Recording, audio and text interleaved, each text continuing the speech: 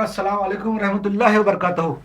ہم نے درس نمبر 17 میں یہاں تک پہنچ گئے، حضور صلی اللہ علیہ وسلم کی مختصر سیرت میں بیان کر رہا تھا اور وہاں تک پہنچ گئے۔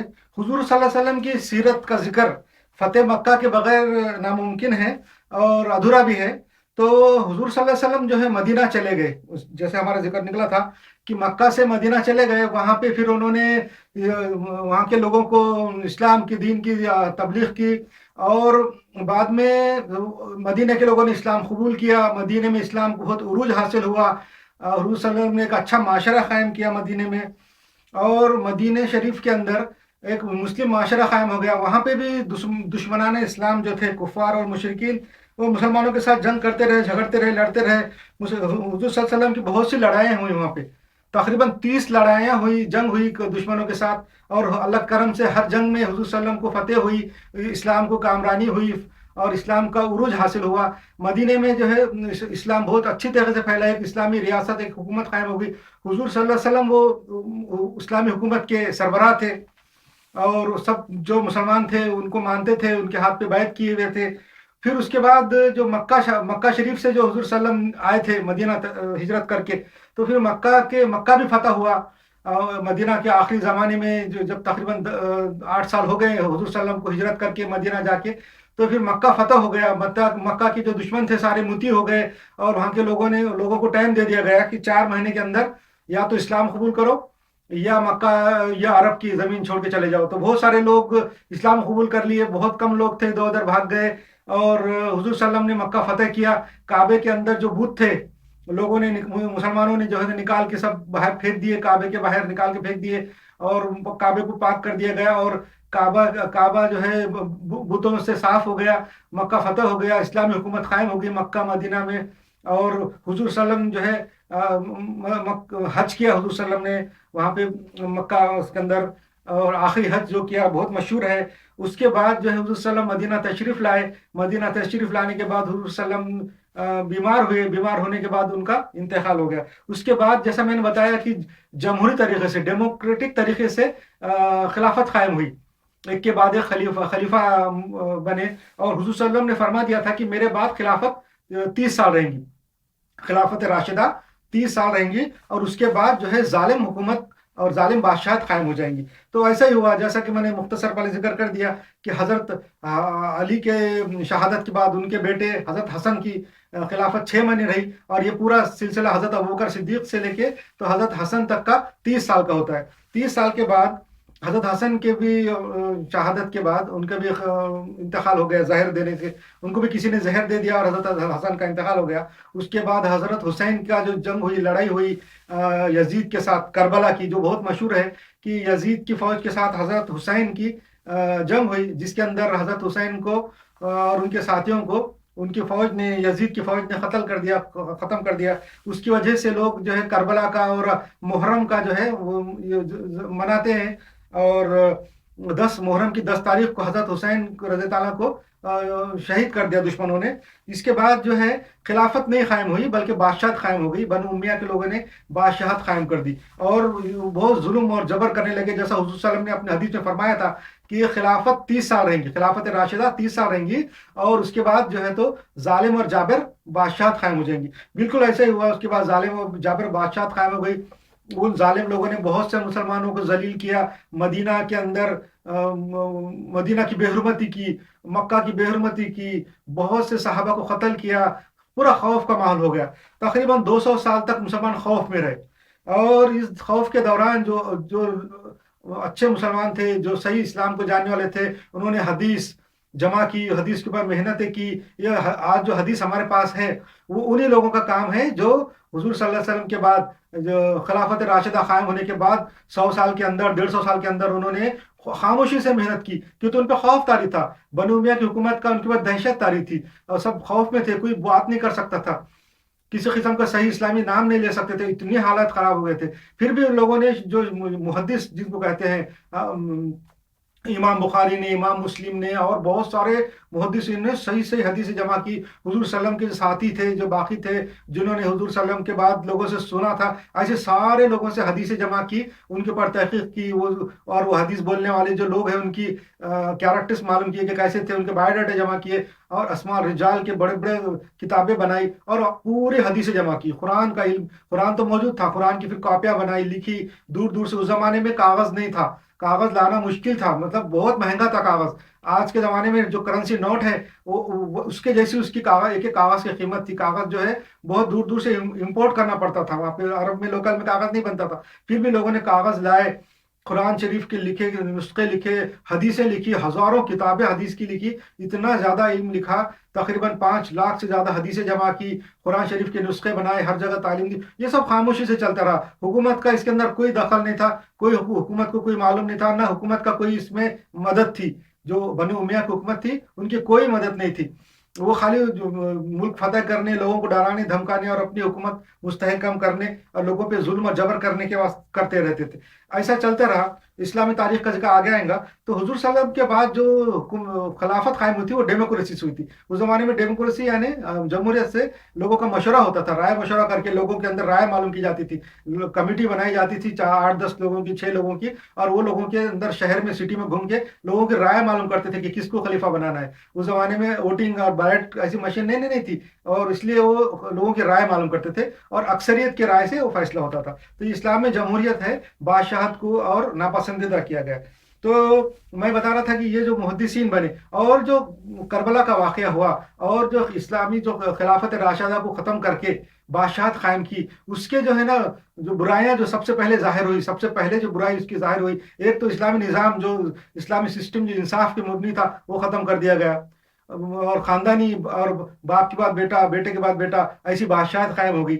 دوسری بات، تیسری یہ کہ مسلمانوں میں فرقے پیدا ہو گئے، جب انہوں نے جو حضرت علی رضی اللہ عنہ کا ساتھ نہیں دیا، حضرت حسن کو زہر دے دیا، حضرت حسین کو شہید کر دیا کربلا میں، اس کے بعد مسلمانوں کے اندر 2 فرقے بن گئے۔ سب سے پہلا یہ ہوا کہ مسلمان کے اندر 2 فرقے ہو گئے۔ اس سے پہلے مسلمان ایک تھے، ایک شیعہ بن گئے، ایک سنی بن گئے۔ شیعہ وہ لوگ تھے جو حضرت حسن کا، حضرت حسین کا، حضرت علی کا سپورٹ کرنا چاہتے تھے۔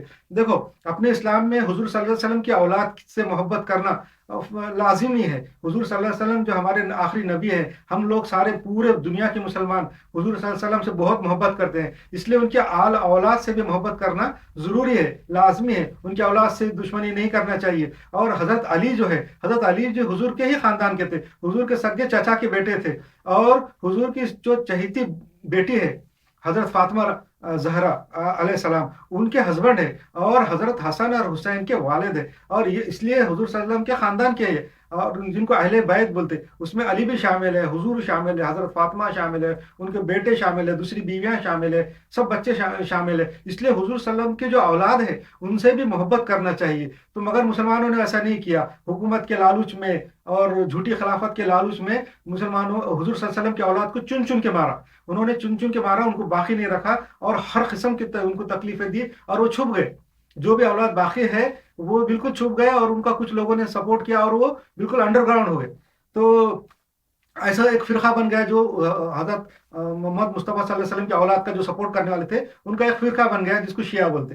وہ شروع میں صحیح تھا، حضور صلی اللہ علیہ وسلم کی اولاد سے محبت کرنا چاہیے، وہ صحیح تھا، مگر ان کے عقائد بعد میں بگڑتے چلے گئے، وہ شدت پسند ہوتے چلے گئے۔ شیعہ لوگ جو ہے بعد میں شدت پسند ہو گئے۔ شروع میں ان کا نظریہ صحیح تھا کہ حضور کی اولاد سے محبت کرنا چاہیے، انہوں نے کیا محبت، اور ان کا نظریہ، ان کا انٹینشن، ان کی نیت صحیح تھی، مگر بعد میں دھیرے دھیرے دھیرے دھیرے وہ جو نا سماج سے الگ ہوتے چلے گئے، عام مسلمانوں سے الگ ہوتے چلے گئے، اور ان کے اندر کٹر پناہ اور فرقہ پرستی آتی چلے گئی، اور ان کے اندر تعصب آتا چلا گیا، اور وہ بہت زیادہ کمونل ہو گئے، اور وہ اپنے پاس حدیثیں جمع کرنا، یہ کرنے کے اندر بھی جو ہے نا وہ انہوں نے تمیز نہیں کی کہ صحیح حدیثیں ہیں، جھوٹی ہیں، اپنے فیور کی، اپنے والی جو لوگوں نے جو حضور کے تعلق سے غلط حدیثیں گھڑ لی تھی وہ بھی انہوں نے اپنے پاس شامل کر لی، زیادہ تحقیق نہیں کی۔ جیسا سنیوں کے پاس جو حدیثیں ہیں وہ بہت زیادہ تحقیق کرنے کے بعد ہے، انصاف کے ساتھ انہوں نے اس کو جمع کیا ہے۔ ایسا یہ فرق نہیں دیکھا کہ یہ کون ہے، کیا आया है बोलने वाला, जो सच बात है, हक है और सही सही बैकग्राउंड से उनको मिली है, सुन्नियों ने ले ली। मगर शियाओं ने ऐसा नहीं किया,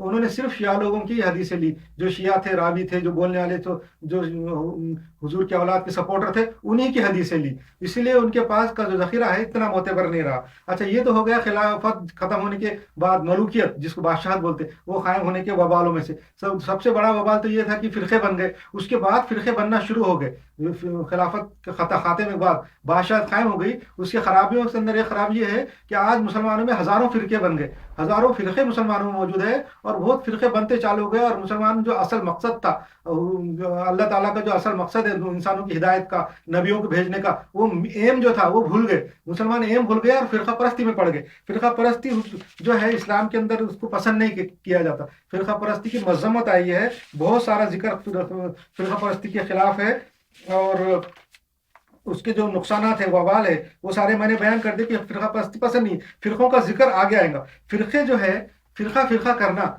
ये सही बात नहीं है। जो लोग दूसरे फ़िरक़ेबाज़ी करते, इस्लाम में तो उसकी कोई इजाज़त ही नहीं है। और यहाँ तक है कि ये जो है मुसलमान एक फ़िरक़ा दूसरे फ़िरक़े को काफ़िर कहता है। ये फ़िरक़े, मुसलमानों के जितने फ़िरक़े हैं दूसरे फ़िरक़ों को काफ़िर बोलते हैं। ऐसा नहीं करना चाहिए। देखो, इंसानों का सही और कट्टर दुश्मन शैतान है, और शैतान ने अल्लाह को चैलेंज किया है कि मैं आदम की औलाद को दोज़ख में डालूंगा, उसको गुमराह करूंगा और उसको बर्बाद करूंगा। ये काम शैतान का है, और शैतान का मर्जी ये है कि इंसान ज़्यादा से ज़्यादा दोज़ख में जाए। शैतान की जो मर्जी है वो है ज़्यादा से ज़्यादा इंसान दोज़ख में जाए। अब हम लोग अगर एक दूसरे मुसलमानों को, फ़िरक़ों को अगर हम लोग काफ़िर काफ़िर काफ़िर कहने लगेंगे, तो असल में हम शैतान के सपोर्टर हैं। शैतान का हम काम कर रहे हैं, शैतान का जो काम है वही हम काम कर रहे हैं, क्योंकि शैतान चाहता है कि ज़्यादा से ज़्यादा इंसान दोज़ख में जाए। और हम भी यही कर रहे हैं कि एक फ़िरक़ा दूसरे फ़िरक़े को काफ़िर कर रहा है। हमारे तमाम फ़िरक़े दूसरे फ़िरक़ों को काफ़िर कहते हैं। कोई भी एक फ़िरक़ा ऐसा नहीं है जो सारे फ़िरक़ों को मुसलमान कहता। सब फ़िरक़े एक दूसरे को काफ़िर कहते हैं। ये असल में हम जो है ना कोई नेक काम नहीं कर रहे, बल्कि शैतान के मावेन हैं। हम लोग शैतान के सपोर्टर हैं। शैतान जो यही चाहता है कि सारे इंसान दोज़ख में जाए। इसलिए हमको ऐसा नहीं करना चाहिए, बल्कि ज़्यादा से ज़्यादा कोशिश करना चाहिए कि मुसलमानों को, पूरी दुनिया के इंसानों को, खाली मुसलमानों को नहीं बल्कि पूरे इंसानों को जमा करके जन्नत में जाने वाला बनाए। जन्नत में जाने के लिए उनके लिए कोशिश करे, उनके लिए आसानी पैदा करे, दीन में, इस्लाम में शामिल होने के लिए उनके अंदर आसानी पैदा करे। ये काम जो है उस ज़माने में औलिया अकराम बुजुर्गान दीन ने किया। मैं ये बात उस दिन ही बता रहा था चैप्टर नंबर 17 में कि अब औलिया अकराम बुजुर्गान दीन का दौर शुरू होता है। अब जो फ़िरक़ा खिलाफत राशिदा ख़त्म हो गई, मलूकियत और बादशाहत कायम हो गई। मुसलमानों में बादशाहत का सिलसिला जो 1440 साल के बाद से शुरू हुआ, और खिलाफत राशिदा ख़त्म होने के बाद से आज तक चला आ रहा है। तो बादशाहत मुसलमानों में ख़त्म ही नहीं हुई। डेमोक्रेसी जो है मुसलमानों में बिल्कुल तरीके से नहीं आ सकी, और ना किसी पूरे दुनिया के अंदर आज 50 से ज़्यादा इस्लामी मुल्क है, मगर किधर भी जो है ना डेमोक्रेसी के तरीके से खिलाफत राशिदा कायम नहीं है। अच्छा, ये बात बता रहा था मैं कि जैसे खिलाफत राशिदा ख़त्म हुई और मलूकियत और बादशाहत कायम हुई, तो लोग खौफ में थे, मुसलमान बिल्कुल खौफ में थे। तो फिर उन्होंने, उनके अंदर मुहद्दिसीन पैदा हुए, इस्लाम का इल्म जमा करने वाले पैदा हुए, और वो मुसलमानों के जो दिल में डर था और जो खौफ था उसको निकालने के लिए उन्होंने अपने छोटे छोटे मदरसे बनाए, जहाँ इस्लामी तालीम देते थे, वहाँ बैठे रहते थे। नेक और बुजुर्ग और औलिया कराम बुजुर्गान दीन की शुरुआत यहाँ से हुई। वो लोग जो है ना इस्लाम की तरफ थे, और लोगों के पास, लोगों को जमा करते थे, हर एक के साथ मोहब्बत करते थे, और किसी को भी जो है ना काफिर नहीं कहते थे, बल्कि हर एक के लिए इस्लाम के अंदर आने के लिए आसानी पैदा करते थे, दीन की तालीम देते थे। और बैत का सिलसिला उन्होंने जारी रखा। जैसा हुजूर सल्लल्लाहु अलैहि वसल्लम लोगों से बैत लेते थे, अपने हाथ में हाथ रख के बैत लेते थे, वैसा उन्होंने बैत का सिलसिला जारी रखा। ये बैत असल में खिलाफत में भी होती थी। हुजूर सल्लल्लाहु अलैहि वसल्लम के बाद जो 4 खलीफा हुए उनकी भी बैत होती थी। उसी बैत का जो है एक किस्म का तरीका उन्होंने जारी रखा बुजुर्गान दीन ने, और लोगों से बैत लेते थे। और बैत क्या लेते थे? इस्लाम पे कायम रहेंगे, अल्लाह को एक मानेंगे, शिरक नहीं करेंगे, और नेकी इख्तियार करेंगे, और अच्छी तालीमात हासिल करेंगे। ऐसी बैत लेते थे, और इसी बैत लेके उन्होंने छोटे छोटे छोटे मदरसे कायम किए। बहुत सारे मदरसे स्टार्ट में कायम हुए।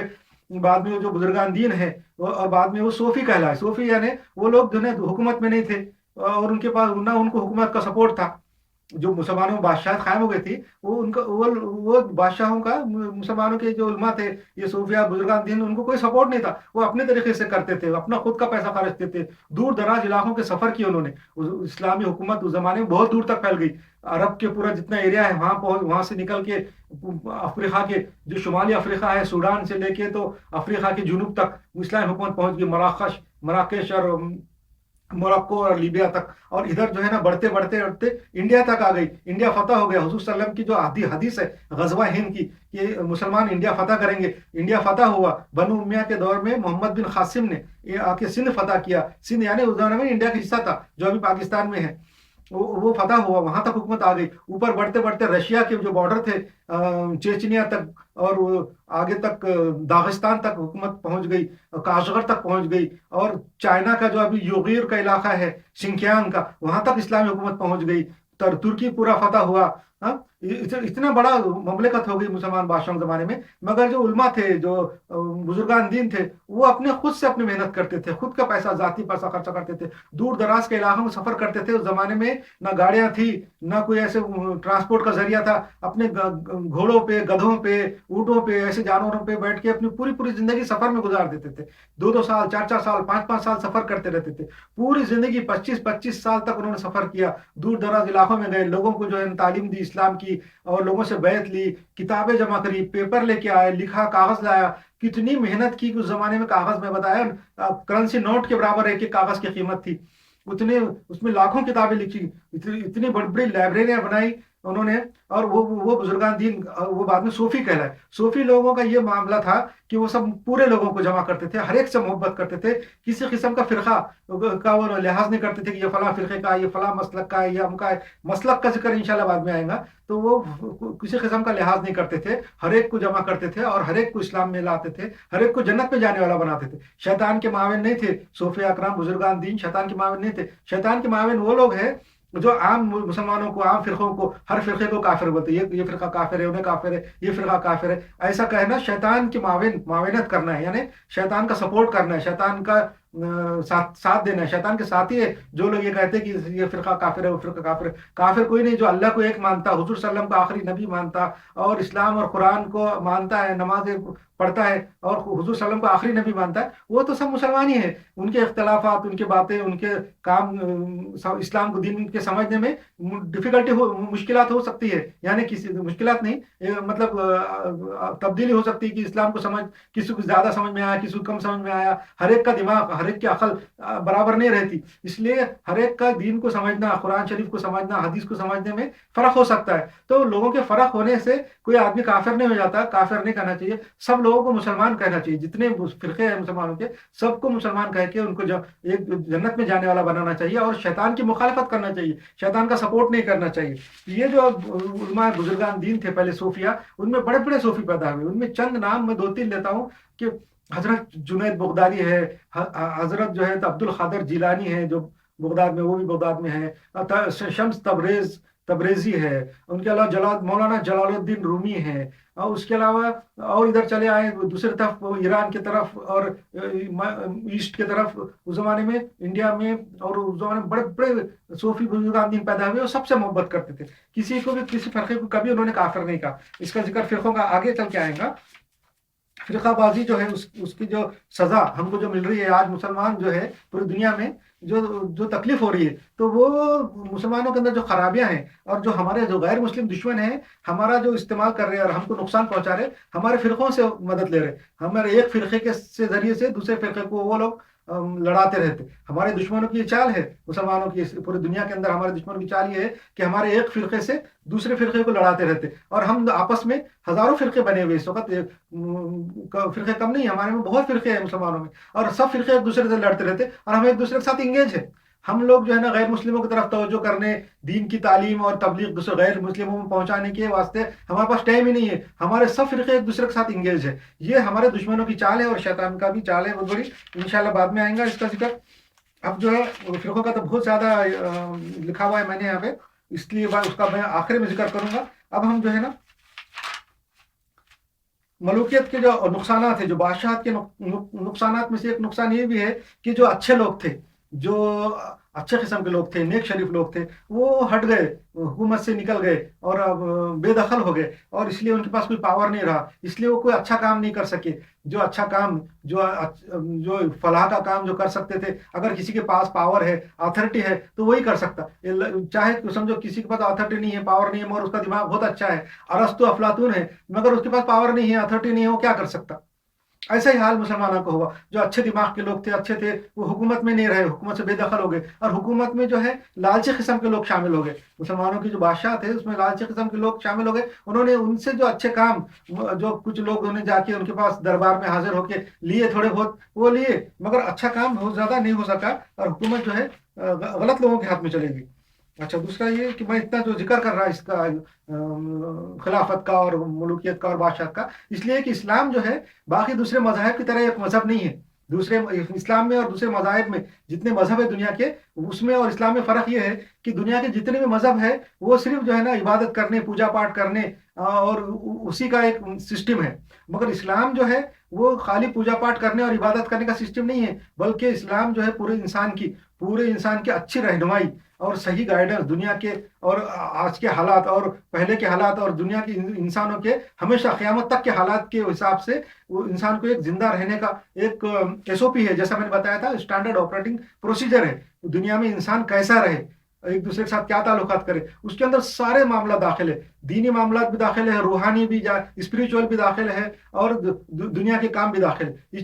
اسپریچول یہ ہے کہ انسان عبادت کرنا چاہتا ہے، اس کا بھی ذکر انشاءاللہ آگے آئے گا کہ انسان کی فطرت یہ ہے، نفسیات یہ ہے ہر ایک انسان کی کہ وہ چاہتا ہے کہ کسی اچھے سے اٹیچ رہو، وہ کسی لیڈر کو فالو کرنا ہے. یہ انسان کے اندر ہے. بچپنے سے جب چھوٹا بچہ رہتا ہے، چھوٹا سا بچہ جو پیدا ہوتا ہے تو ماں کو فالو کرتا ہے، باپ کو فالو کرتا ہے، اپنے بڑے بھائی کو فالو کرتا ہے، جو گھر میں رہتے بہن بھائی کو فالو کرتا ہے. یہ اس کے انسان کی فطرت میں ہے، اس کے نفسیات میں ہے کہ کسی اچھے کے ساتھ وہ اٹیچ ہو جاتا. اگر اس کو کوئی اچھا اٹیچ ہونے کے لیے نہیں ملتا تو وہ گمراہ ہو کے پھر دنیا کے اندر دوسرے لوگوں کو دیکھتا. آج کل ہم جیسا دیکھتے ہیں کہ فلم میں کام کرنے والے ہیرو ہیروئن ہے، یا ڈانس کرنے والے جو کنسرٹ کے اندر ناچنے والے ہیں، وہ ان کو ہم اپنا ہیرو بنا لیتا. یا جو کھیلوں میں جو ہے کرکٹ کھیلنے والے، والی بال، فٹ بال کھیلنے والے، ایسے جو کھلاڑی ہیں ان کو اپنا آئیڈیل بنا کے اس کے ساتھ اٹیچ ہو جاتا، اس کے جیسا بن جاتا. اور کچھ نہیں ملا تو پھر کار ریسنگ ہے، ہوائی جہاز کی اڑانے ہیں، پائلٹ بننا ہے، اور ایسے بڑے بڑے ڈرائیونگ گاڑیاں چلانے ہیں خوبصورت قسم کی. یہ ایسی چیزوں کے اندر اٹیچ ہو جاتا. اس لیے اٹیچ ہوتا ہے کہ انسان کی فطرت میں ہے کہ کسی اچھے کے ساتھ اٹیچ ہو جائے. تو اس لیے جو پہلے کے جو لوگ تھے، جو صوفیہ بزرگان دین تھے، وہ جو ہے نا ایک اچھے نمونہ پیش کرتے تھے اور اپنے لوگوں سے بیعت لیتے تھے، اور لوگ اپنی اسی نفسیات کی وجہ سے ان کے ساتھ اٹیچ ہو جاتے تھے. اس لیے اسلام کے اندر بھی جو اسلام جو ہے ایک دین ہے، مذہب نہیں ہے. دین کے اندر جو ہے نا اسپریچول پہلو بھی ہوتا ہے، روحانی بھی اور دنیاوی بھی ہوتا ہے. اور جو مذہب ہے دوسرے دنیا کے دوسرے، اس کے اندر صرف اسپریچول پہلو ہے، پوجا پاٹ کرنا ہے، عبادت کرنے کے طریقے ہیں، دنیا کیسا گزارنا ہے، اس کے اندر ان کے دوسرے مذہبوں میں نہیں ہے. خالی اسلام ایسا ہے کہ جس میں دنیا میں کیسا رہنا اور اسپریچول پہلو اور عبادت کا بھی طریقہ بتایا ہوا ہے. اس کے لیے وہ اس لیے بتایا کہ انسان کی نفسیات کے اندر اچھے لوگوں اچھی چیز کو فالو کرنا بھی ہے. اس لیے اسلام نے یہ سسٹم رکھا ہے کہ مسلمان کسی اچھے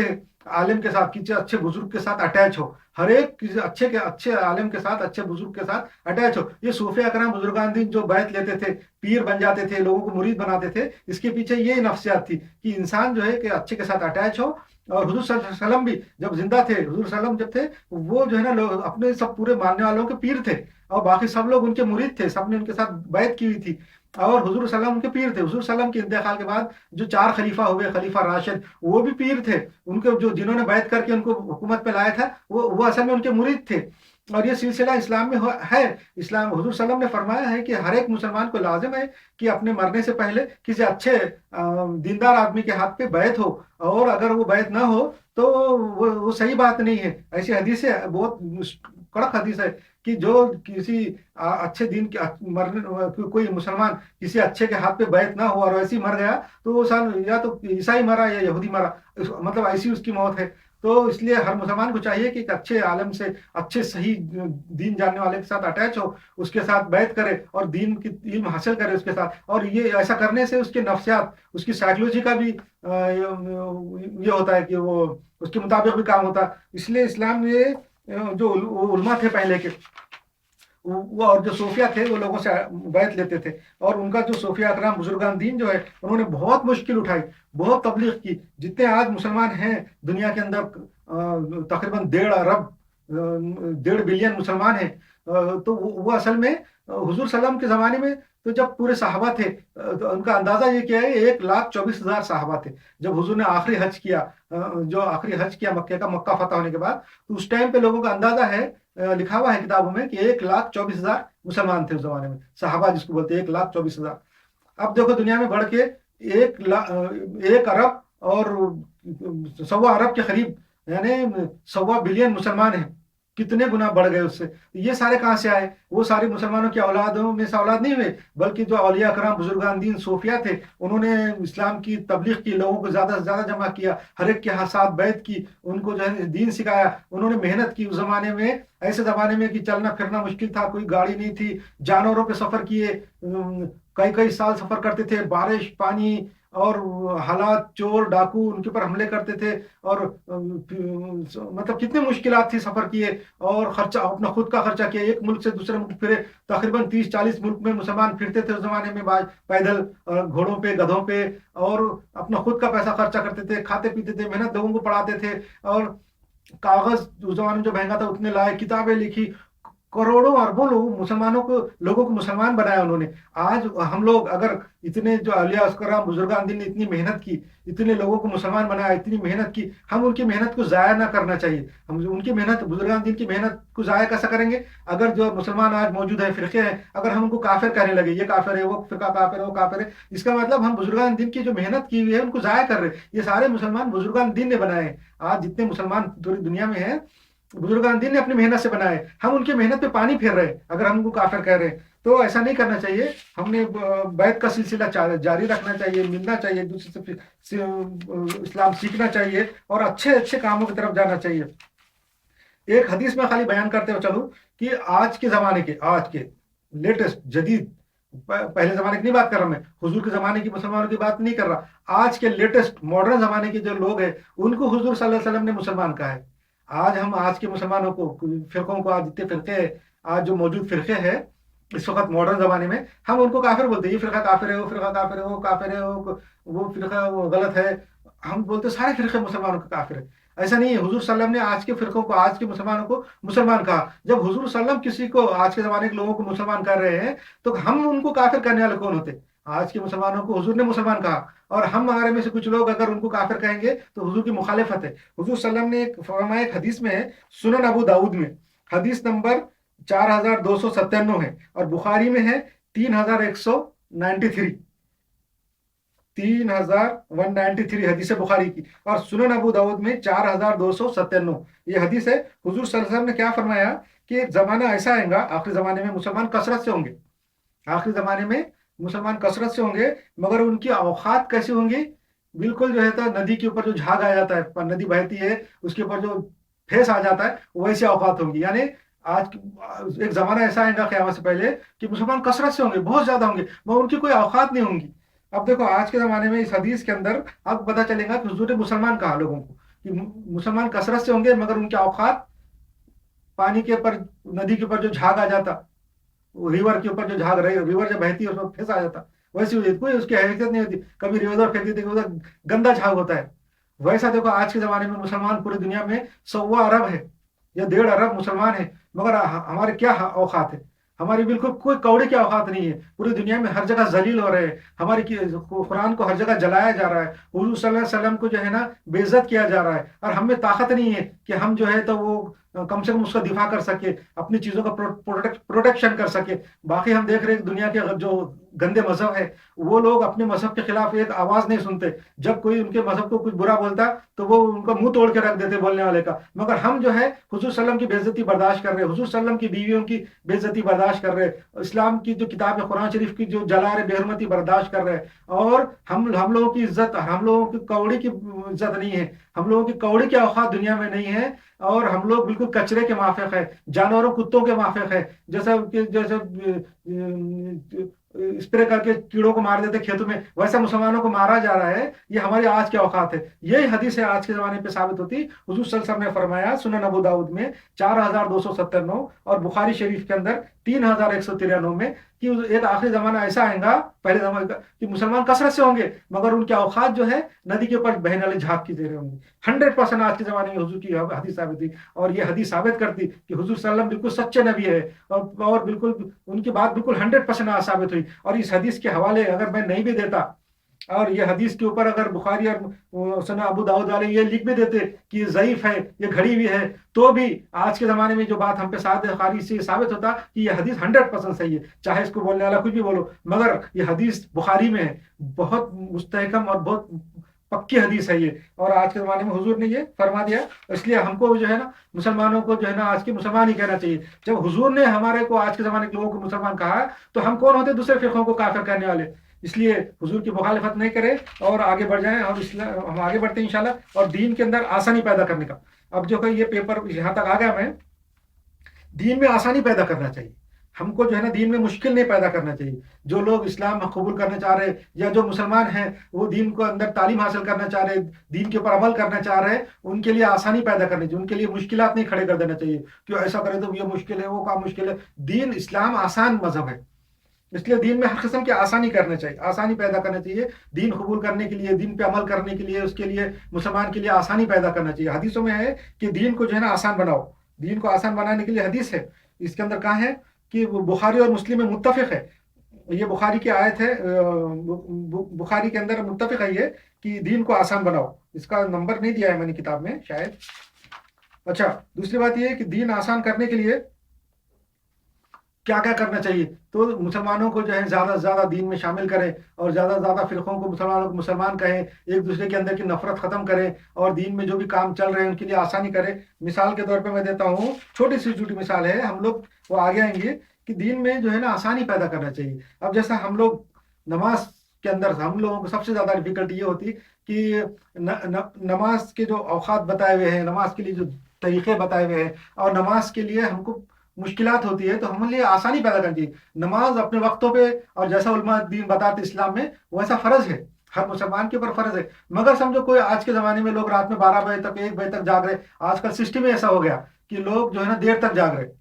پہلے زمانے میں ایسا نہیں تھا. پہلے زمانے میں لائٹ نہیں تھی بجلی نہیں تھی چراغ رہتے تھے اور چراغ جلانا خرچے کا کام تھا اس میں تیل جلانا پڑتا تھا. اس زمانے میں حضور صلی اللہ علیہ وسلم کے زمانے میں اور بعد میں بہت دنوں تک بھی آج سے 200-300 سال پہلے تک بھی یا 100 سال پہلے تک بھی تیل بڑی مہنگی چیز تھی. آج کے زمانے میں تیل اور ہمارے پاس پیسہ اور دولت کی فراوانی ہو گئی ہے بہت زیادہ دولت مسلمانوں کے پاس آ گئی ہے تو ہم کو محسوس نہیں ہو رہا کہ پہلے زمانے میں چراغ میں تیل جلتا تھا مٹی کا تیل نہیں پیٹرول جس کو کیروسین بولتے کیروسین نہیں بلکہ کھانے کا تیل جلتا تھا. کھانے کے تیل میں سے جلاتے تھے یا جانوروں کی چربی تھی یا موم ہے یہ ساری چیزیں مہنگی تھی تو پہلے کے مسلمان یہ افورڈ نہیں کر سکتے تھے. پہلے کے مسلمان یا پہلے کے کوئی بھی انسان تیل جلانا زیادہ دیر تک افورڈ نہیں کر سکتے تھے. چراغ جلانا بڑا مہنگا کام تھا. اس لیے جب جیسے ہی مغرب ہوتی تھی اندھیرا ہوتا تھا تو لوگ کھانا کھا پی کے مغرب سے پہلے ہی نماز مغرب کی پڑھ کے کھا پی کے تھوڑی دیر آرام کر کے عشاء کی نماز پڑھ کے سو جاتے تھے. تو زیادہ اندھیرے میں تو جگ کے کریں گے کیا اور باہر چوپالوں پہ بیٹھنا باتیں کرنا آج کل کے جیسا ہوٹلوں میں کھانا کنٹکی کھانا پہلے فیشن نہیں تھا. اب مگر آج کے زمانے میں جو آج کل کے مصروفیات ہے کام دھندے ہے اور مسلمانوں کے جو کاروبار ہے اس کے حساب سے ایسا ہو گیا کہ مسلمان جو ہے صبح دیر سے اٹھ رہے اور رات میں دیر سے سو رہے. اصل میں رات میں دیر سے سونے کی وجہ سے صبح جلدی نہیں اٹھ رہے اور جو لوگ کو جلدی اٹھنا پڑ رہا کسی کام دھندے بزنس یا نوکری کی وجہ سے تو وہ پھر اپنی نیند کچی کر کے پوری نہیں کر کے تکلیف سے وہ صبح جلدی اٹھ کے اپنی نوکریوں پہ چلے جا رہے اور بعد میں رات میں جو ہے نا 1-1.5 بجے تک وہ جاگ رہے ہوٹلوں میں بیٹھ رہے کھا رہے پی رہے. اس کی وجہ سے کیا ہو رہا ہے کہ ہم نمازوں کے اوپر ہماری غفلت ہو جا رہی خصوصاً فجر کی نماز کی غفلت ہو جا رہی ہے اور باقی نمازوں کی بھی غفلت ہو جا رہی ہے. اور نمازوں میں ہمارے لیے اتنی ڈیفیکلٹی ہو گئی کہ نماز پڑھنا لوگوں کو جان پہ آ رہا. حالانکہ اسلام کے اندر کی عبادتیں سب سے زیادہ آسان ہیں. دوسرے مذہب کی طرح ہماری عبادت کرنے کے لیے ہم کو کوئی چیز نہیں لگتی. جیسا کہ کوئی مٹیریل لے کے جا رہے ہیں عبادت اللہ کی عبادت کرنے کے لیے کچھ چیزیں لے کے جا رہے کوئی گفٹ لے کے جا رہے جیسا دوسرے مذہب والے بولتے کہ جب ہم ہمارے معبود کی عبادت کے لیے جاتے تو ہم گفٹ لے کے جاتے. جیسا کسی کے بڑے کے پاس کسی آفیسر کے پاس کسی بڑے صاحب کے پاس یا بادشاہ کے پاس نواب کے پاس وزیر کے پاس ہم جاتے خالی ہاتھ نہیں جاتے. وزیر بادشاہ چھوڑو ہم کسی اپنے دوست ملنے والے کے پاس اگر گھر پہ جاتے کسی کے پاس اگر ملنے کے لیے آتے تھوڑا سا تحفہ لے کے جاتے کوئی مٹھائی لے کے جاتے کچھ فروٹ لے کے جاتے کہ نہیں جاتے. ویسا دوسرے مذہب کے لوگ کیا بولتے ہیں جب ہم عبادت کرتے ہمارے खुदा की, तो हम वहां जाते वक्त कोई गिफ्ट लेके जाते, कोई फूल लेके चले जाते, कोई खाने पीने की चीज लेके चले जाते, कोई फल लेके चले जाते और वहां जाके उसकी इबादत करते। इस्लाम के अंदर ऐसा कुछ भी नहीं है। इस्लाम के अंदर की इबादत अल्लाह ने इतनी फ्री रखा है कि आप मस्जिद में जाओ, सीधा करो, अल्लाह को किसी किस्म की गिफ्ट देने की जरूरत नहीं है। अल्लाह बेनियाज है, अल्लाह ही हमको हर चीज देने वाला है। जो भी चीज पूरी कायनात में मौजूद है अल्लाह की दी हुई है। हम अल्लाह को क्या दे सकते? कुछ भी नहीं दे सकते। इसलिए हमारी जो इबादत का तरीका है, नमाज है, बहुत आसान है। बस थोड़ी सी पाकी करो, वजू करो। अपने वजू करने से भी हमारा ही फायदा है, अल्लाह का कोई फायदा नहीं है। वजू करके हम नमाज पढ़ लो। नमाज की भी इस्लाम में बहुत आसानी रखी गई है कि आप जाओ फर्ज नमाज पढ़ो, फर्ज नमाज पढ़ के आप निकल सकते। बाकी सुन्नतें अपने दिल पे है, आपको टाइम है और आप ज्यादा से ज्यादा सवाब करना चाहते, सुन्नत नमाजें पढ़ो। और वैसे ही फजर की नमाज भी इसलिए है कि आप सुबह जल्दी उठना है, जल्दी उठने के लिए फजर की नमाज रखी गई है। आप अगर जल्दी उठेंगे फजर में सुबह में तो पूरा दिन आसान रहेंगे। और जो जो लोग फजर में जल्दी उठते हैं उनको शाम में रात में जल्दी नींद आ जाती और जल्दी सो जाते हैं। और ये जल्दी सोना सेहत के लिए अच्छा है। रात में 1 बजे तक जागना और होटलों में नुक्कड़ों में बैठना और कंटकी खाना, ये सेहत के लिए खराब है। ये जो काम हम मुसलमान कर रहे हैं ये गलत है। इसलिए फजर के अंदर जल्दी से जल्दी उठने की कोशिश करें, नमाज पढ़े। और भी आसानी ये है कि शुरू शुरू में जब आदत नहीं है, जो लोगों को, हमारे 99% लोगों को फजर की नमाज पढ़ने की आदत नहीं है। क्यों? तो रात में देर से सोते, सुबह उठना उनको जान पे आता, शाख गुजरता। और जो भी उठते जब अपने नौकरी धंधे के ताल्लुक से, इतने कम टाइम रहता है कि 10-15 मिनट में तैयार हुए और भागे नौकरी के लिए। तो इसमें फजर का नमाज पढ़ने का टाइम नहीं रहता। फिर भी अगर शुरू शुरू में अगर आदत डालना है, जब कोई काम थोड़ा थोड़ा करके करते, थोड़ा सा करेंगे तो आगे चल उसके लिए रास्ता आसान होता। जब थोड़ा सा हम काम करेंगे ही नहीं तो हमारे लिए रास्ता आसान नहीं होता। मगर जब हम काम शुरू कर देते, थोड़ा सा कर देते, एक कदम रख देते, तो हमारे लिए रास्ते आसान होते। अल्लाह ताला ने फरमाया है कि तुम इंसान अगर मेरे तरफ एक कदम आगे आता है तो मैं 10 कदम उसकी तरफ आगे आता हूँ।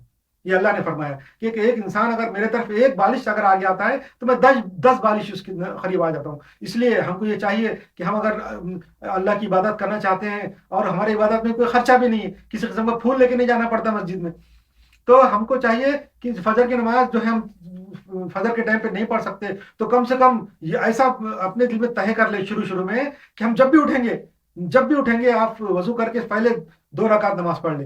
बस ये करने से ये होगा कि धीरे धीरे आपके अंदर ये बात पैदा हो जाएंगी कि आप धीरे धीरे अपने वक्त पे नमाज पढ़ने के वाले बन जाएंगे। जो असली वक्त है फजर का उस पर पढ़ने पर शुरू शुरू में ऐसा करेंगे तो अल्लाह ताला दिल में और आसानी पैदा करेंगे और रास्ता बन जाएगा। यह है दिन में आसानी पैदा करने की वाली बात जो मैं बता रहा था। और इसके आगे हम और आगे बढ़ जाएंगे इंशाल्लाह। कि हमारे पास जो फिरकों की बात हुई थी कि मुसलमानों में फिरके है, बहुत फिरके है। ये हुजूर सल्लल्लाहु अलैहि वसल्लम की हदीस है कि मेरी उम्मत जो है 73 फिरकों में बढ़ जाएंगे। हुजूर सल्लल्लाहु अलैहि वसल्लम ने फरमाया है, ये भी तिरमिज़ी में है, तिरमिज़ी में है 2564 नंबर की आयत, और तिरमिज़ी की दूसरी आयत है 2641। ये है हदीस है, हदीस तिरमिज़ी की हदीस है 2564 और तिरमिज़ी की दूसरी हदीस है 2641। इसमें हुजूर सल्लल्लाहु अलैहि वसल्लम ने फरमाया कि पहली जो उम्मतें थी इस्लाम से पहले की, यहूदी और ईसाई, उनमें जो है फिरके हुए। जिस तरह यहूदियों के 71 फिरके हुए, उसमें से एक फिरका जन्नती और 70 दोज़ख। उसके अलावा उसके बाद ईसाइयों में 72 फिरके हुए, उसमें से एक फिरका जन्नती और 71 फिरके दोज़खी। इसलिए उसी तरह हुजूर सल्लल्लाहु अलैहि वसल्लम फरमाया कि मेरी उम्मत में 73 फिरके होंगे, उसमें से एक फिरका जन्नती होगा और 72 फिरके दोज़खी होंगे। तो उसमें से लोग हुजूर सल्लल्लाहु अलैहि वसल्लम से लोगों ने पूछा कि फिर उसमें से वो जन्नती फिरका कौन सा है? जो 73 फिरके मुसलमानों होंगे उसमें से जन्नती फिरका कौन सा है? तो हुजूर सल्लल्लाहु अलैहि वसल्लम ने फरमाया कि वो फिरका वो है जिस पे मैं और मेरे असहाब, मेरे सहाबी कायम है। यानी हुजूर सल्लल्लाहु अलैहि वसल्लम फरमाया कि जिस पे मैं और मेरे सहाबी कायम है, वो फिरका जो है तो फिरका नाजिया है, यानी जन्नत में जाने वाला फिरका है। तो असल में ये जो 73 वाली बात है तो 73 नहीं है, एक मिसाल है, कितने ज्यादा हो जाएंगे। जैसे अपन बोलते हैं ना कि 56 ऐसा कर दिया हमने, 65 मार दिए, ऐसा नहीं है। ये इसका मतलब है बहुत फिरके होंगे और उसमें से सिर्फ एक फिरका जो है ना सही रास्ते पे होगा और बाकी के सारे दोज़खी होंगे। तो उसमें से जो है, जो हमको डरना चाहिए और हमको वो उस फिरके पे आना चाहिए जो हुजूर ने फरमाया। फिरका कौन सा है? जिसपे हुजूर सल्लम कायम है और उनके साहबी शामिल है। उस जमाने में जो करीबी साहबी थे हुजूर के, वो और हुजूर सल्लम, तो वो हुजूर सल्लल्लाहु अलैहि वसल्लम किस बात पे कायम थे और उनके साहबी किस बात पे कायम थे? हुजूर सल्लल्लाहु अलैहि वसल्लम अल्लाह को एक मानते थे, कोई शिर्क नहीं था, اور اللہ کے علاوہ کسی کو نہیں مانتے تھے، اور ان کے جو صحابی تھے، حضور کے جو قریبی صحابی تھے، وہ حضور صلی اللہ علیہ وسلم کو اپنا امیر مانتے تھے اور ان کے اوپر بیعت کیے ہوئے تھے ان کے ہاتھ کے اوپر، اور حضور صلی اللہ علیہ وسلم اور وہ بھی اللہ کو ایک مانتے تھے اور اس کے علاوہ کسی کو نہیں مانتے تھے، حضور کو مانتے تھے آخری پیغمبر، اور اللہ کی جو ہدایت ہے، گائیڈنس قرآن ہے، اس کو مانتے تھے۔ اس زمانے میں کوئی نہیں تھا، حضور صلی اللہ علیہ وسلم کے زمانے میں اور ان کے جو صحابی کے زمانے میں کیا تھا؟ قرآن تھی صرف جو آئی ہوئی، اور حدیثیں تھی جو حضور صلی اللہ علیہ وسلم انسٹرکشن دیتے تھے۔ دو ہی باتیں تھی، قرآن اور حدیث۔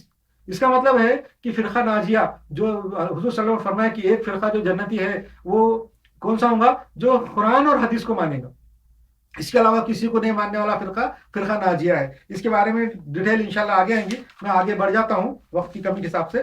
شیطان کا جو کام ہے، شیطان کا کام کیا ہے؟ جیسا میں نے پہلے بتا دیا کہ شیطان نے تو قسم کھائی ہوئی ہے، شیطان نے تو چیلنج کیا اللہ کو کہ میں آدم کی اولاد کو جو ہے نا زیادہ سے زیادہ دوزخ میں ڈالوں گا، اور یہ شیطان کا کام ہے کہ زیادہ سے زیادہ انسان کو وہ دوزخ میں ڈالتا ہے، اور ہم لوگ یہ کوشش کریں شیطان کی مخالفت کریں اور اللہ کا سپورٹ کریں۔ ہم شیطان کا سپورٹ نہیں کریں بلکہ اللہ کا سپورٹ کریں۔ اللہ کیا چاہتا ہے کہ زیادہ سے زیادہ انسان جنت میں جائے، زیادہ سے زیادہ انسان شیطان کے بہکاوے میں آئے، یہ اللہ چاہتا ہے۔ اس لیے ہم کو بھی چاہیے کہ زیادہ سے زیادہ انسان جو ہے شیطان کے بہکاوے میں نہ آئے اور زیادہ سے زیادہ انسان اسلام کی طرف آئے، مسلمان بنے۔ اس لیے ہم کو بھی جو ہے نا کوشش کرنا چاہیے۔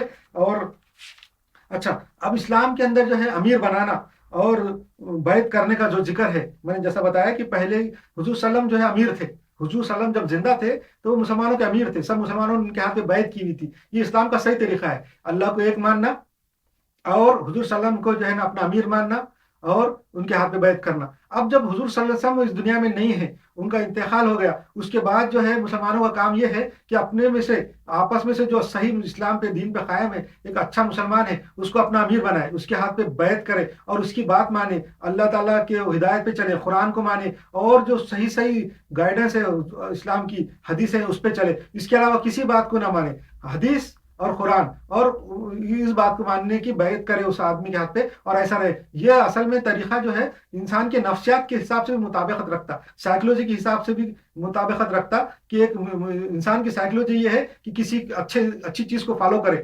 اس لیے ہم مسلمانوں کو چاہیے کہ ہم اپنے میں سے آپس میں سے جس محلے میں بھی رہتے، جہاں بھی رہتے، جس جگہ بھی رہتے، ہم کو چاہیے کہ اپنے میں سے ایک اچھا آدمی کے ہاتھ پہ بیعت کرے۔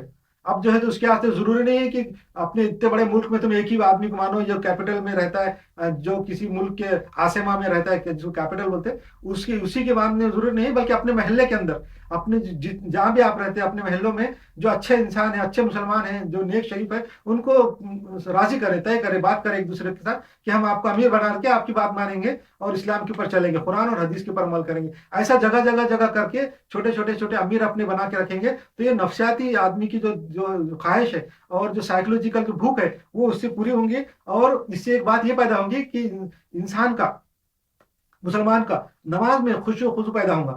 آج ہم نماز جب پڑھتے، جو نماز کے لیے جاتے، تو ہمارا کوئی خشوع و خضوع نہیں رہتا، ہم اللہ کے سامنے حاضر ہے، ہم کو ایسا تصور پیدا نہیں ہوتا۔ مگر جب نفسیات انسان کی جو سائیکولوجی کی بھوک ختم ہوں گی، اس کی روحانی بھوک ختم ہوں گی، اور وہ کسی کو فالو کریں گا، سامنے اس کے اپنا جس کے ہاتھ میں جو بیعت کیا ہے وہ امیر کھڑا ہوگا نماز پڑھانے کے لیے، اور پیچھے نمازی ابل کے آپ کھڑے رہیں گے، تو آپ کی نماز میں خشوع و خضوع پیدا ہوگا۔ نماز میں آج کے زمانے میں خشوع و خضوع پیدا نہیں ہونے کی ایک یہ وجہ ہے کہ مسلمانوں کے جو نماز پڑھانے والے امام ہیں، وہ اصل میں مسلمانوں نے پیسے دے کے ان کو نوکر رکھا ہے۔ یہ طریقہ غلط ہے۔ آج کے علماء نے نکالا ہے کہ کسی عالم دین کی اور مسلمانوں کے عالموں کی مدد کرنے کا ایک طریقہ ہے کہ ان کی مدد کون کرے گا؟ عالم دین جو اسلام کا پڑھاتے ہیں، ان کو مسجدوں میں امام بول کے رکھا ہے، یہ ٹھیک ہے، وہ صحیح کر رہے ہیں۔ انہی کو جو آپ جو مسجد میں امام ہیں، نماز پڑھاتے ہیں، انہی کو اپنا امیر بنائے، انہی کے اوپر اپنا بیعت کرے اور انہی سے اپنی روحانی تزکیہ حاصل کرے، آپ کے نماز میں خشوع پیدا ہوگا۔ آج کے زمانے میں مسلمانوں میں نماز میں خضوع یعنی ایک خشوع کا انگلش میں یہ بولیں گے کہ ایک سوئی کے ساتھ، یعنی ایک کانسنٹریشن جو نماز میں پیدا نہیں ہونے کی یہ وجہ ہے کہ مسلمانوں کا کوئی امیر نہیں ہے۔ اگر ہم اپنے مسجد میں، ہر ایک مسجد میں جو اپنے امام ہیں، انہی کو جو ہے اپنا امیر بنا کے ان پہ بیعت کریں گے اور صحیح اسلام پہ چلیں گے، حدیث اور قرآن، صرف حدیث اور قرآن کو مانیں گے، اور اس مسجد کے امام کو اپنا امیر بنا کے بیعت کریں گے، تو اس میں دو باتیں پوری ہوں گی، ہماری نفسیات، ہماری سائیکولوجیکل بھوک بھی پوری ہوں گی، اور حضور صلی اللہ علیہ وسلم کی حدیث کہ جس نے کسی مسلمان نے اگر کسی کی بیعت نہیں کیا اور ویسے ہی مر گیا تو وہ تو عیسائی مرا یا یہودی مرا. یہ بات بھی اس کے اوپر بھی ہمارا عمل ہو جائے گا کہ ہم کسی کو امیر بنا لیں گے. اور یہ بھی ایک اچھا طریقہ ہے, اس سے ہمارے نماز میں خوشی و خضوع پیدا ہوگا. یہ بہت زیادہ بڑا ہے مگر میں جو ہے چھوٹا سا بتا کے آگے گزر جا رہا ہوں. اب ہے اسلام میں توحید. اسلام کے اندر ہے اللہ کو ایک ماننا, اس کو توحید بولتے. پوری کائنات کا جو ہے ہمارا سب کا اللہ ایک ہے, بنانے والا ایک ہے. یہ تو میں نے آپ کو پچھلے چیپٹر میں بتا دیا, منطق سے بھی ثابت کر دیا, لاجک سے بھی ثابت کر دیا کہ اللہ ایک ہے. تو اللہ کو ایک ماننا. اس کے بعد نماز, جو حضور صلی اللہ علیہ وسلم نے مسلمانوں کے لیے جو اللہ تعالیٰ کا جو حکم سے نماز پڑھنے کا حکم دیا کہ نمازیں پڑھو. جیسا میں نے بتا دیا دین کو آسان کرنے کے معاملے میں کہ نماز جو آپ شروع میں کوشش کریں کہ فرض نماز پڑھتے رہیں, اس لیے آپ کو آسانی ہوں گی کہ بس گئے مسجد میں وضو کیے فرض نماز پڑھے نکل گئے شروع میں, مگر بعد میں آپ کے اندر شوق خود ہی پیدا ہو جائے گا. سنت نفل بھی آپ پڑھیں گے انشاءاللہ. مگر جو آسانی پیدا کرنے کے لیے ہے, پہلے آپ جا کے وضو کریں, نماز پڑھیں, اور جب بھی موقع ملتا, جو بھی وقت آپ کو ملتا, ایسا جا کے پڑھ لیں. شروع میں وقت کی پابندی بھی آپ سے نہیں ہوتی تو ٹھیک ہے, کوئی مسئلہ نہیں ہے, آپ جائیں وضو کریں, نماز پڑھ کے آئے. بعد میں دھیرے آپ وقت پہ بھی پڑھنا شروع کر دیں گے. بعد میں دھیرے آپ میں سنت نفل پڑھنا بھی آ جائے گا. اس لیے نماز شروع کریں, اور نماز میں کیا کیا پڑھنا ہے وہ بھی انشاءاللہ بتاؤں گا, اور ذکر کرنا ہے. اور جب بھی آپ خالی رہیں, بازاروں میں گھومیں, ادھر جائیں ادھر جائیں, کدھر بھی جائیں, اللہ کا ذکر کریں. اللہ کا ذکر کرنے کے لیے سب سے آسان, جس کو تسبیح فاطمہ کہتے ہیں, سب سے آسان چیز سبحان اللہ والحمدللہ ولا الہ الا اللہ واللہ اکبر ولا حول ولا قوت الا باللہ, یہ پڑھنا ہے. کدھر بھی آپ جائیں, کہیں راستے میں چلتے رہیں, آپ یہ پڑھتے رہیں سبحان اللہ والحمدللہ ولا الہ الا اللہ واللہ اکبر ولا حول ولا قوت الا باللہ. یہ ایسا پڑھتے رہنے سے آپ کو ثواب ملے گا. آپ چل رہے ہیں, گاڑی چلا رہے ہیں, بازار میں جا رہے ہیں, پیدل چل رہے ہیں, اب اگر آپ یہ پڑھتے رہیں گے, جھوٹ نہیں بولتا میں, آپ ہزاروں قدم چلتے ہیں, بازار میں جاتے ہیں, گاڑی پہ جاتے ہیں, سفر کرتے, گاڑی چلاتے ہیں, بس یہ پڑھتے رہیں گے, آپ کو بہت زیادہ ثواب حاصل ہوگا. آپ کی زبان کا جو صحیح استعمال ہوگا. دیکھو میں ایک مرتبہ القوین میں, جو عرب امارات ہے, عرب متحدہ امارات کا ایک چھوٹا سا ریاست ہے القوین, وہاں پہ میڈیکل کے لیے بیٹھا تھا, ویزا میڈیکل کے لیے بیٹھا تھا, میرا نمبر لگا تھا. وہاں پہ وہ لوگ خون لیتے اور بعد میں وہ خون لے وہاں ٹیسٹ کرنے کے بعد ویزا دیتے. تو وہ دواخانہ تھا, وہاں پہ ایک مستشفیٰ تھا, ہاسپٹل تھا.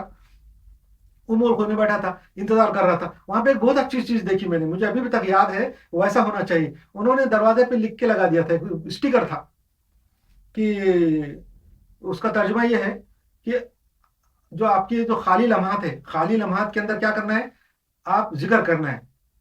اس کو عربی میں لکھا تھا کہ فی ساعت الانتظار ملا بالاستغفار. دو جملے تھے, فی ساعت الانتظار ملا بالاستغفار, یعنی آپ کے جو انتظار کی گھڑیاں ہیں اس کو جو ہے نا استغفار سے بھر دیجئے. انتظار کی گھڑیاں استغفار سے بھر دیجئے. یہ ایسا لکھا ہوا تھا وہ دواخانے پہ, گورنمنٹ کا دواخانہ تھا, اسٹیکر. وہ بات مجھے آج تک پسند ہے, اور اچھی طریقے سے بہت اچھا کیا تھا انہوں نے کہ جب لوگ ہم دواخانے میں بیٹھے رہتے, انتظار کرتے رہتے, یا کسی آفس میں یا بینک میں بیٹھ کے ہمارے باری کا انتظار کرتے, استغفار پڑھنا چاہیے. استغفار کا مطلب یہ ہے کہ اللہ سے یہ کہیں کہ اللہ مجھے معاف کر دے, اللہ مجھے معاف کر دے. استغفار کا یہ ترجمہ ہے کہ اللہ مجھے معاف کرے. اچھا, یہ کرنا چاہیے. ارکان اسلام جو ہے نماز جو ہے اللہ کے اوپر یقین کے بعد یہ آسان ہوتی ہے. جب آپ کا اور کسی کا یقین اللہ کے اوپر ہو جائے گا کہ اللہ موجود ہے, تو پھر نماز اس کے لیے آسان ہوتی ہے, نماز پڑھنے کا دل بھی چاہتا ہے. جب تک اللہ کے وجود کا جو ہے تو اس کے پاس دل میں اطمینان نہ ہو, اللہ کے وجود پہ یقین نہ ہو, نماز روزہ یہ نہیں کر سکتا ہو. اس لیے اللہ کا وجود کو مان کے, جیسا میں نے بتایا, اور نماز آسان دھیرے طرح سے شروع کریں. اس کے بعد جو ہے تو آپ کے اندر طاقت ہے تو روزے رکھنے کی کوشش کریں. اللہ تعالیٰ اس سے بہت سارے فائدے ہیں, دینی تو فائدے ہے ہی, دنیاوی فائدے بھی ہیں. نماز کا طریقہ, وضو کرنا چاہیے. وضو کا طریقہ جو ہے ہاتھ دھونا نماز سے پہلے, تیمم کرنا, غسل کرنا ضروری ہے. غسل کے بارے میں ہے کہ نہانا, جو اپن نہانا ہے وہ بھی اسلام میں بہت ضروری ہے. کم سے کم ہفتے میں ایک مرتبہ نہانا ہے. جمعہ کے دن بھی نہانا ہے. جمعہ کے دن بھی نہانے کے لیے احادیث آئی ہے کہ کم سے کم جمعہ کے دن نہانا چاہیے. باقی دنوں میں نہیں تو نہیں, مگر جمعہ کے دن نہانا چاہیے. اور اگر آپ روز نہانے کی عادت ہے, ایک دن آڑ یا 2 دن آڑ نہانے کی عادت ہے, بہت اچھا ہے. کسی دن اگر اسکپ ہو گیا آپ کا جمعہ, تو آپ ہفتے میں ایک مرتبہ تو نہانا چاہیے. اس کے بارے میں بھی ذکر آئے گا انشاءاللہ. توہمات کا ذکر جو ہے، جادو ٹونا بلی، یہ بھی اس کا انشاءاللہ ذکر آئیں گا. آج کا ٹاپک میں بند کرتا ہوں، انشاءاللہ اگلے چیپٹر میں ذکر کریں گے اور باقی کے انشاءاللہ.